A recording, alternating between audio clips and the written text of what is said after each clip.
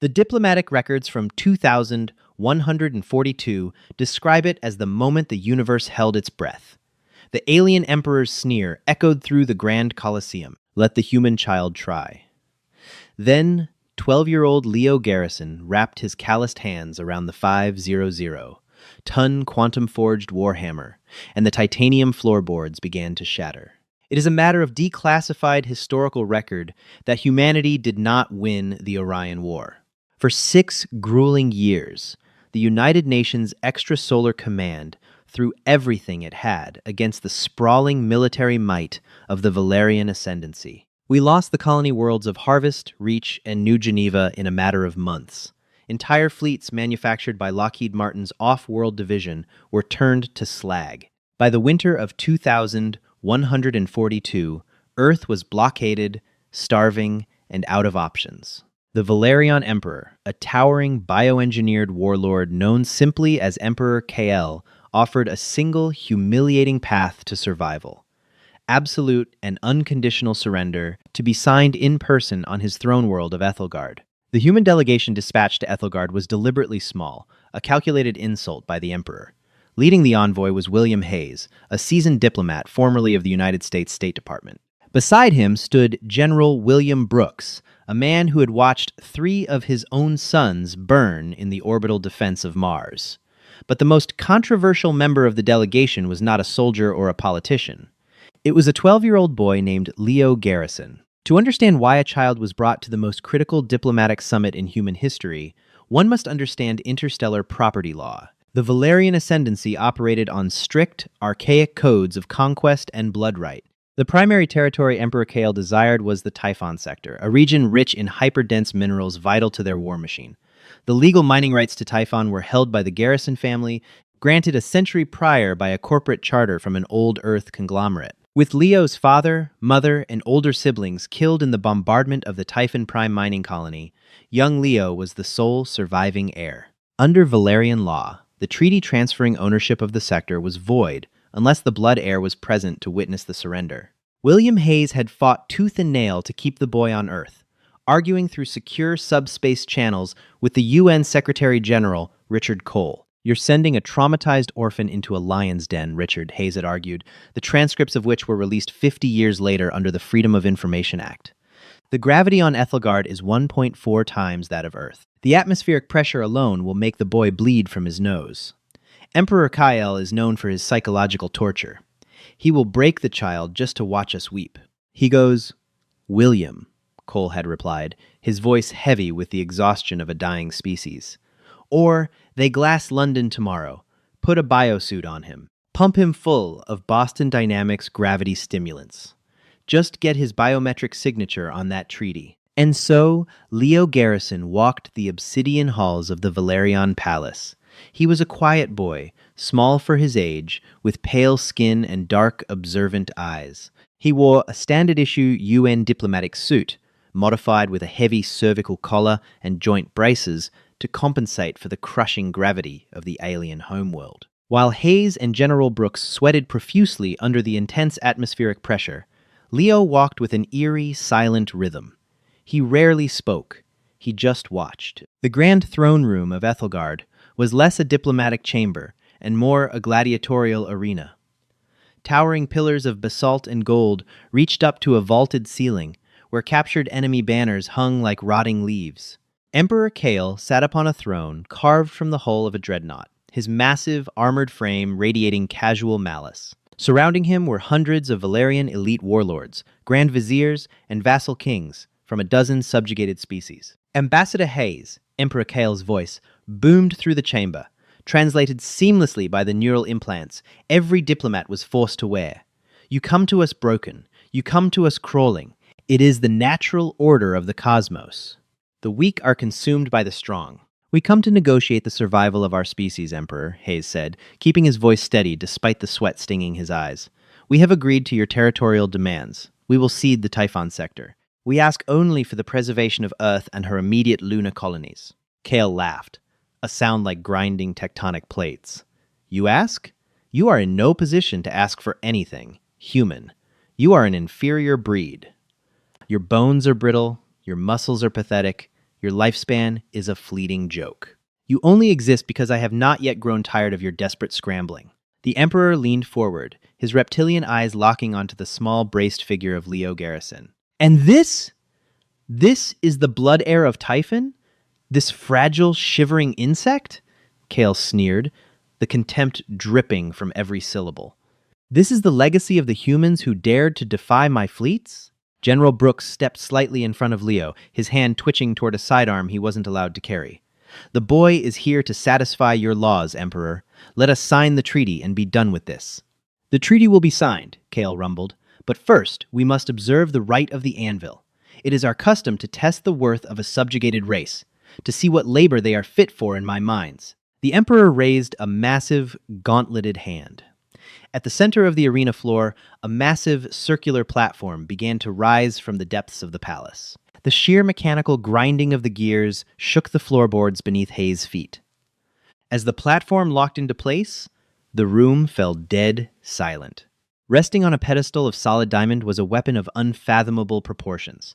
It was a warhammer, but one so absurdly massive it defied all architectural logic. Its head was a block of dull, light-absorbing metal, roughly the size of a standard shipping container.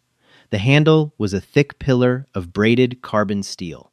"Behold," KL announced, "the Starbreaker, forged from the collapsed core of a neutron star, laced with gravimetric dampeners just to keep it from cracking the planet's crust. Its undampened mass is exactly 500 metric tons. By our laws, any species that can lift the Starbreaker from its cradle earns the right to self-governance. Those who cannot are fit only to kneel." Hayes felt his stomach drop. It was a rigged game, a cruel theatrical display designed to crush whatever lingering hope the human race had left. The sheer physics of the Starbreaker made the Emperor's challenge an impossible farce. 500 metric tons is the equivalent of a fully loaded Boeing 747 airliner, condensed into a weapon no larger than a small truck. Even if a creature possessed the muscular strength to lift it, the biomechanical leverage required would shatter their own skeletal structure, and the concentrated pressure of their feet would punch right through the floor. It was a weapon meant to be wielded by mechanized dreadnoughts or anti-gravity siege engines, not flesh and blood. Yet, this was the Valerian way. It was a psychological weapon more than a physical one. By presenting an impossible task, framed as a fair opportunity, the Empire broke the spirit of their conquered foes before fitting them with chains.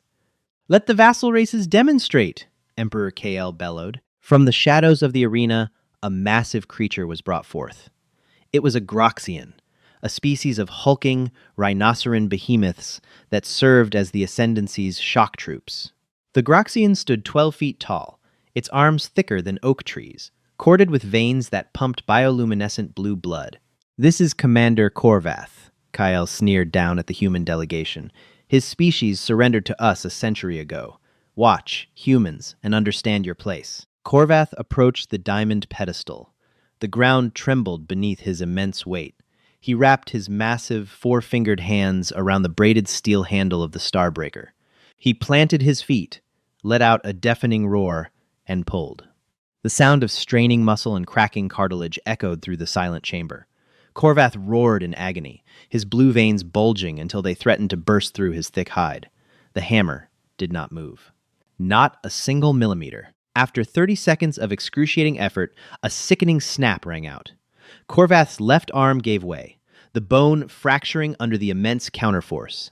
The behemoth collapsed to his knees, clutching his ruined limb, panting in shame. "A valiant effort," Kale mocked, waving a hand dismissively. "Remove him. He will serve in the lower radioactive levels for his failure." Hayes watched in horror as the giant alien was dragged away. He turned to General Brooks, whispering furiously, "This is insane. It's a localized gravity well. I can feel the pull from here. If a 12-foot shock trooper can't even budget, how can he expect us to even try? It's a public execution of our dignity." "That's exactly what it is, William," Brooks muttered grimly, his jaw clenched. "He wants footage of us straining and failing to broadcast across the Sol system. He wants Earth to see us broken before the invasion ships land." And now, Emperor Kale's voice cut through their whispers, thick with sadistic glee. "We come to the humans, the mighty warriors who thought they could hold the Orion arm. Ambassador Hayes, Step forward and claim your species' right to freedom. Hayes swallowed hard. He was a diplomat, a man of 55 with a bad knee and a mild heart condition. But he was also the representative of Earth. He adjusted his suit jacket, stood as tall as the 1.4G environment would allow, and walked slowly toward the pedestal. As he neared the Starbreaker, the sheer oppressive aura of the weapon hit him. It was cold, unnaturally so, sucking the ambient heat from the air. Hayes reached out, his frail, trembling hands gripping the braided steel handle. It was like gripping the roots of a mountain. He didn't even try to lift it. He knew better. He simply stood there for a long moment, hands on the weapon, projecting an image of calm defiance. Then, he let go, took a step back, and looked up at the Emperor. "I cannot lift it," Hayes said, his voice ringing out clear and steady. "I do not possess the strength. My species is not built for this. We are builders, thinkers, and explorers. We are not weapons." A murmur rippled through the alien court. Some laughed. Others seemed disappointed by the lack of a struggle. Kale slammed his fist against the armrest of his throne. "Cowardice! You do not even attempt to struggle? You simply accept your pathetic nature?" "I accept reality, Emperor," Hayes countered, respectfully but firmly. "I have satisfied your right. I attempted the challenge and failed. Now, let us sign the treaty so my people can live." The Emperor's eyes narrowed into slits. A vicious, calculating light danced within them. He looked past Hayes, scanning the human delegation, until his gaze landed on the small, braced figure standing quietly in the back. "No," Kale whispered, the sound amplified by the room's acoustics. "You do not get to choose the champion, Ambassador. The right demands that the highest-ranking bloodline of the contested territory must attempt the lift. The Typhon sector is what you bargain with. Therefore, the heir of Typhon must take the test." The room froze. General Brooks instinctively dropped his hand to his empty holster. Hayes felt the blood drain from his face. "Emperor, be reasonable," Hayes pleaded, stepping forward, abandoning diplomatic protocol. "He's just a child, a 12-year-old boy. The gravity of this room alone is straining his heart. If he tries to lift that mass, it will tear his arms from their sockets. You already have our surrender." "The law is the law," Kale roared, standing from his throne, towering over the assembly. "The boy claims ownership of Typhon. Let the boy prove he has the strength to hold it. Or do you admit that human laws are as fragile as your human bodies?" The Emperor pointed a massive, clawed finger directly at Leo Garrison. "Come forward, child," Kale commanded, his voice dripping with venom. "Come and bear the weight of your dead world." William Hayes moved to block the boy, his diplomatic veneer completely shattered. "I won't allow it. We will void the treaty. We will fight to the last man on Earth before I let you torture a child for your amusement." General Brooks stepped up beside Hayes, his posture rigid, preparing for the Valerian guards to strike them down. It was over. Humanity was going to burn, but they would not let this monster break a child on galactic television. "William." The voice was soft, barely a whisper, yet it cut through the rising tension in the room like a scalpel. Hayes turned. Leo Garrison was stepping forward. The boy's face was completely devoid of terror. There were no tears in his eyes, no trembling in his small hands. He looked up at Hayes with an expression of profound, unsettling calm. "It's okay, Mr. Hayes," Leo said quietly. "Leo, no," Hayes whispered, dropping to one knee to look the boy in the eyes. "You don't understand. That thing is locked to a gravity well. If you pull on it, the kinetic feedback will crush your spine." "I know what it is," Leo replied. He reached up to the heavy, mechanical cervical collar strapped around his neck, the Boston Dynamics gravity compensator, that was supposed to be keeping him alive in the 1.4G environment. With a sharp click, Leo unlatched it. The heavy metal collar fell to the floor with a loud clang. Hayes gasped, expecting the boy to collapse under the crushing atmospheric pressure. But Leo didn't fall. He rolled his shoulders, a strange popping sound echoing from his joints. He reached down and unbuckled the leg braces, kicking them aside. The alien courtiers began to murmur in confusion. Even Emperor Kale leaned forward, his brow furrowed. "What is the meaning of this?" Kale demanded. "Is the child trying to hasten his own death?" What the Emperor did not know what the Valerian intelligence networks had utterly failed to uncover in their conquest of the Typhon sector was the true nature of the human mining colonies. Typhon Prime was not a normal planet. It was a rogue, hyperdense super-Earth, subjected to gravitational forces exceeding 15 times that of Earth's norm. For 4 generations, the Garrison family and the miners of Typhon had not just survived there, they had adapted. But normal adaptation wasn't enough. Decades ago, under a classified Black Book project funded by the UN and Raytheon Biomed, the colonists were subjected to aggressive genetic rewriting. Their skeletal structures were laced with carbon nanotube matrices. Their muscle fibers were dense, hyperoxygenated, and capable of generating explosive kinetic output. Leo Garrison wasn't wearing the gravity braces on Ethelgard to keep himself standing up. He was wearing them to hold himself down, to hide what the Typhon colonists had become. "He's just a child," Emperor Kael sneered, though a hint of uncertainty now laced his voice as the boy walked normally, almost lightly, toward the pedestal. Leo stopped in front of the Starbreaker. To him, the massive block of dark metal didn't look like a weapon of gods. It looked like the core drills his father used to haul out of the deep-crust mines back home. The boy looked at his hands, then looked up at the Emperor. "My father told me about weapons like this," Leo said, his voice carrying effortlessly across the silent arena. "Kinetic reactive mass. The harder you pull, the heavier it gets. It fights back. It is forged from a star, insect Kael spat. It will break you. Only if you fight it with anger," Leo replied softly. He didn't take a wide, aggressive stance like the Groxian champion had. He didn't roar. Leo simply stepped close to the diamond pedestal, slid his small, pale hands around the thick, braided steel of the handle, and closed his eyes. For a moment, nothing happened. The court held its breath, waiting for the gruesome sound of the child's bones snapping. Instead, a low subsonic hum began to vibrate through the floor. It started as a vibration in the soles of William Hayes's shoes. Then, the diamond pedestal began to emit a high-pitched whine. The gravimetric dampeners inside the hammer were screaming, trying to compensate for an influx of force they were not programmed to handle. Leo wasn't just pulling upward. The Typhon biomodifications allowed his nervous system to generate localized bioelectric fields, a necessary adaptation for operating heavy machinery in a 15G environment without being crushed by the magnetic backlash. He was interfacing with the hammer's quantum lock, overriding its mass dampeners through sheer biomechanical resonance. The boy inhaled slowly. The muscles beneath his thin UN suit didn't bulge. They compacted, hardening into something denser than steel. Crack. It wasn't the boy's bones. It was the solid diamond pedestal. A hairline fracture appeared right beneath the head of the Starbreaker.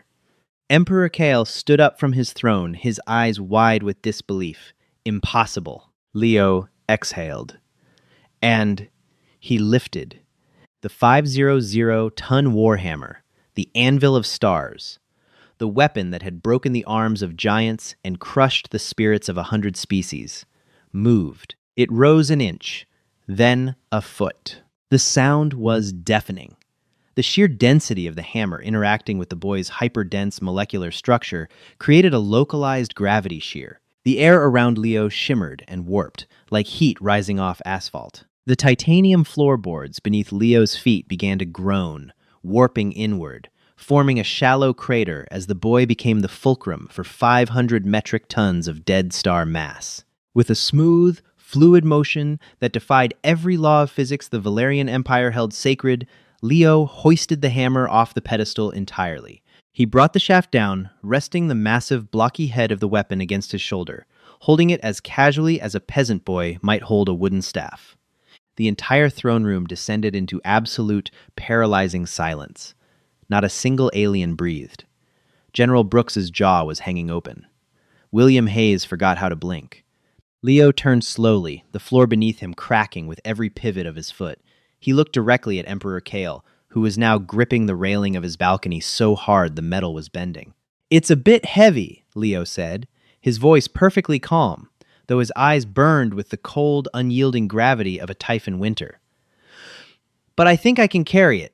The boy took a step forward, the floor shattering under the combined weight. "Now," Leo Garrison said to the ruler of 1,000 worlds, "about that treaty." The silence in the throne room of Ethelgard was absolute, broken only by the horrifying metallic shrieks of the palace floor, warping under the boy's feet. 12-year-old Leo Garrison stood perfectly still, the 500-ton mass of the Starbreaker resting on his right shoulder. The air around the weapon visibly distorted, the undampened gravitational field bending the ambient light into a hazy corona. To the hundreds of vassal kings, warlords, and alien dignitaries gathered in the Grand Colosseum, reality itself had just ruptured. Their entire socio-political framework was built upon the absolute, indisputable doctrine of physical superiority. The Valerian ascendancy ruled because they were the strongest, and the Starbreaker was the ultimate divine proof of that strength. Now a fragile, pale human child, a species deemed fit only for extermination or slavery, was casually holding their sacred artifact like a garden tool. Emperor Kale's reptilian face drained of its violet pigmentation. His jaw worked silently for a moment before raw, primal denial took over. "Deception!" Kale roared, his voice cracking with a frantic edge that had never been heard in the obsidian halls. "It is a trick! A human technological illusion! The gravimetric dampeners have been manipulated!" William Hayes, who had spent his entire career navigating the treacherous waters of international statecraft, felt a sudden electric shift in the room's dynamic. The Palantir predictive analytics models back at UN Command had run millions of simulations for this summit. Every single one had ended in humanity's subjugation, but the analysts hadn't factored in the Garrison boy, because the UN had classified the Typhon Prime biomodifications so deeply that even the Secretary General only knew half the truth. "There is no trick, Emperor," Hayes said, his voice suddenly infused with the lethal calm of a man holding a royal flush. "Your hammer operates on quantum-locked mass. You can read the telemetry on your own command gauntlet. The boy is bearing the full, undampened weight of 500 metric tons." Kale looked down at his armored wrist. The holographic readouts were flashing a violent crimson. The pedestal's sensors confirmed a total mass displacement. The weapon was live, and its weight was entirely supported by the child's biomechanical framework. "Kill them!" Kale shrieked, all pretense of royal composure evaporating.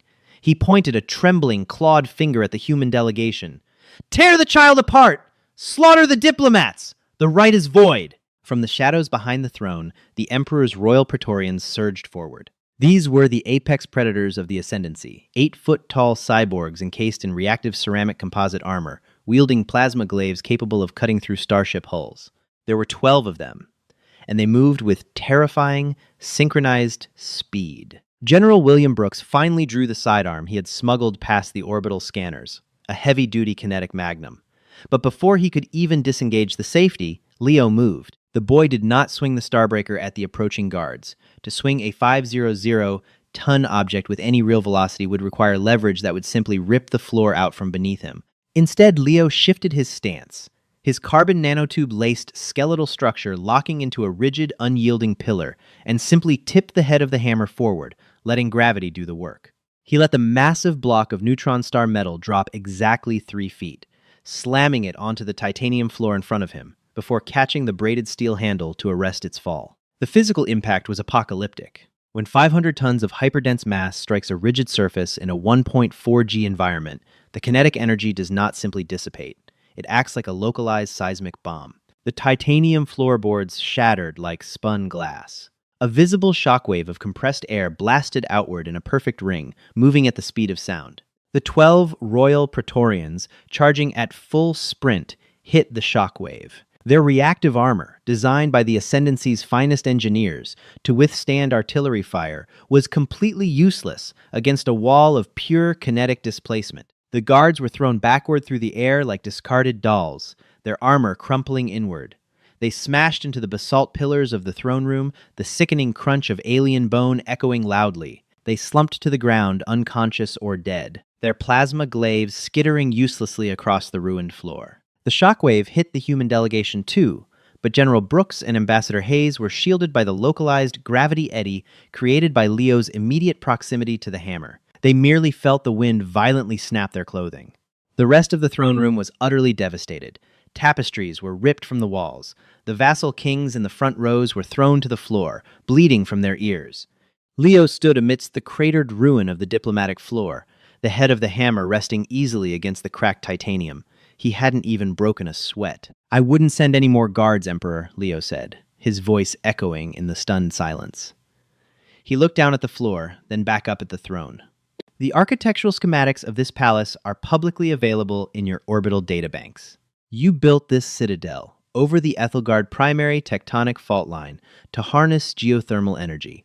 It was a very efficient design. The boy casually wrapped both hands around the handle of the Starbreaker. But, Leo continued, his dark eyes locking onto Kale's terrified face, if I let go of this handle and let the undampened core of a neutron star drop freely onto this weakened floor, it will punch straight through the crust. It will hit the fault line. According to my father's mining calculations, the resulting seismic event will trigger a magnitude 14 earthquake. It will crack your continent in half and drop this entire palace into the planetary mantle. General Brooks lowered his magnum, staring at the 12-year-old boy with a mixture of absolute awe and sheer terror.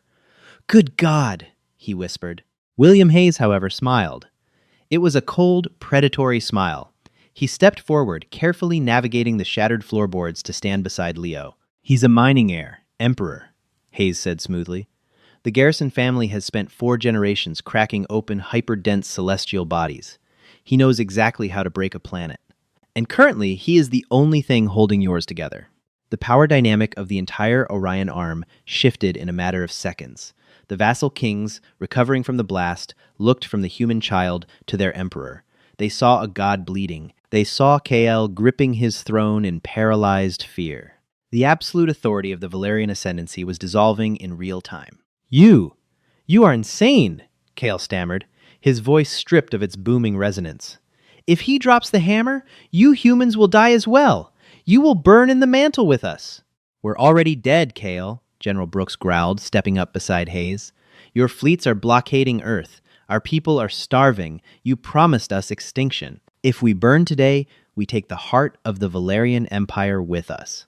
I'd call that a tactical victory. Leo didn't say a word. He just stood there, the weight of the hammer anchoring him to the floor, his face an unreadable mask of Typhon stone. He adjusted his grip, letting the hammer slip perhaps half an inch. The floor groaned ominously, a deep structural vibration that rattled the teeth of everyone in the room. Kael threw up his hands, pressing himself back into his throne. "Stop! Stop the boy! Do not let it fall!"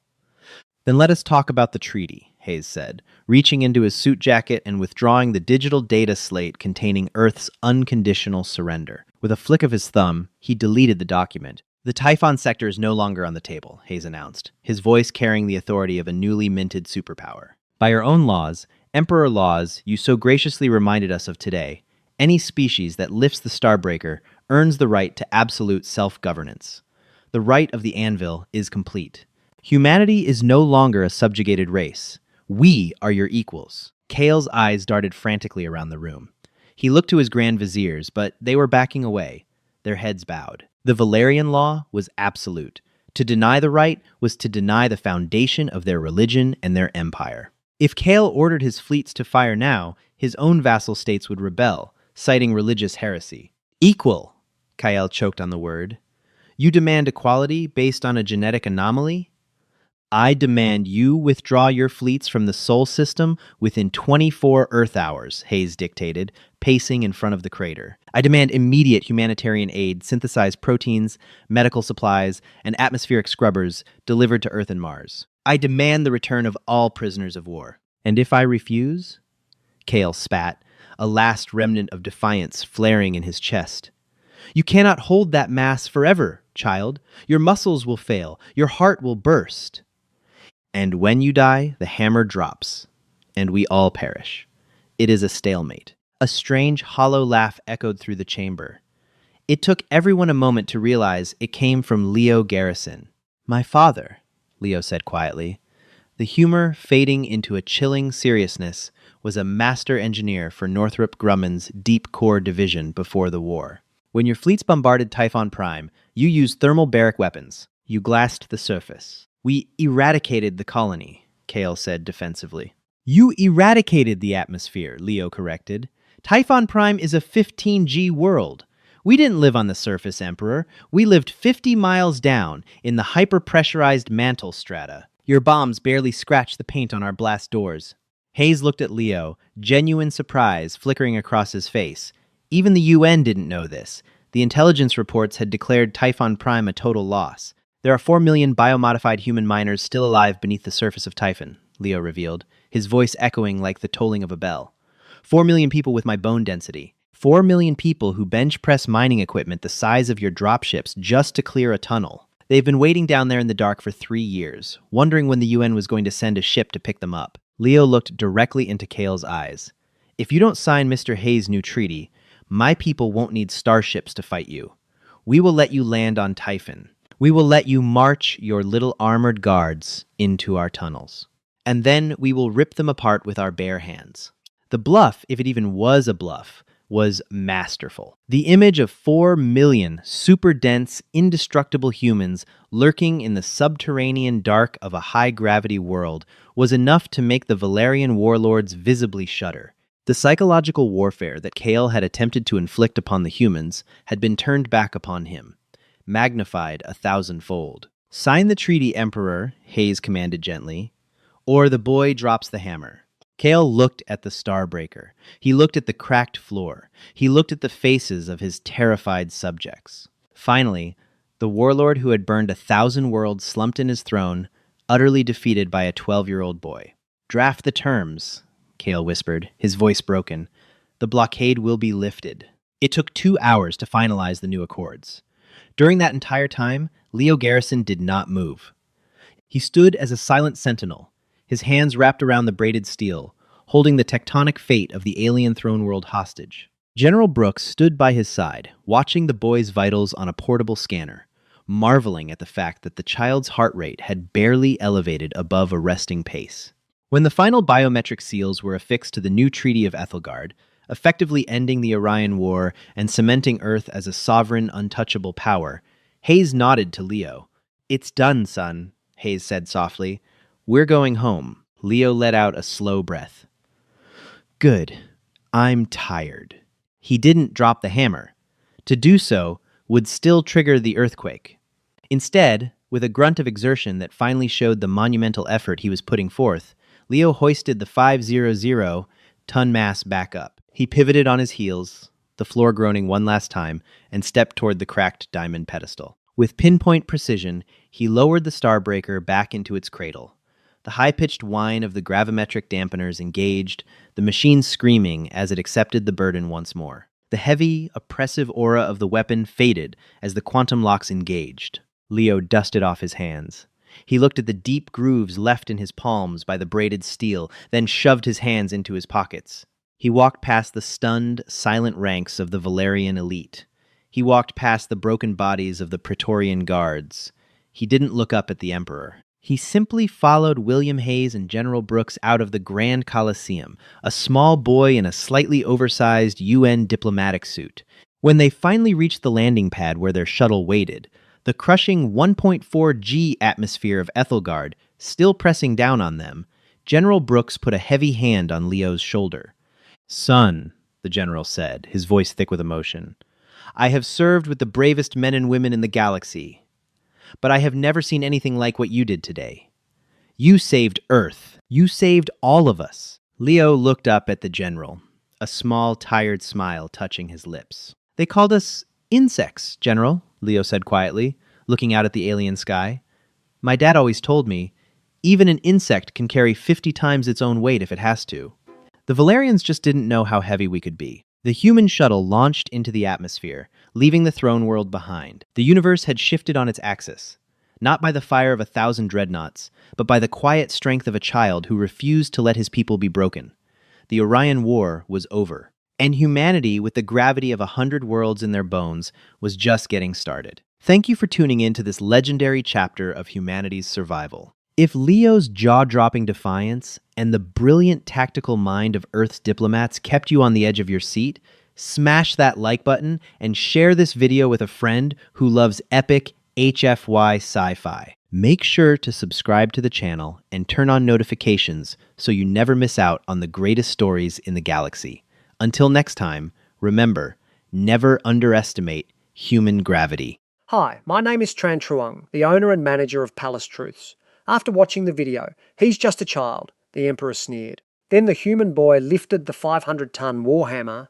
I'd really like to know what you think. How did this story make you feel? What I enjoyed most about this story was the sense of surprise and determination. It takes a character who is underestimated from the very beginning and turns expectations upside down. Those moments when someone proves they are capable of far more than others believe always make for a satisfying HFI adventure. One gentle lesson I took from the story is that appearances can be misleading. Age, size, or status don't always tell us what a person is capable of achieving. In everyday life, it's worth giving people a chance before deciding what they can or cannot do. What was your favourite moment in the story? And do you think the Emperor learned anything from what happened? Thank you for spending time with Palace Truths. If this story made you smile or kept you hooked until the end, feel free to share your thoughts in the comments. And maybe like or subscribe for more HFY stories and sci-fi adventures.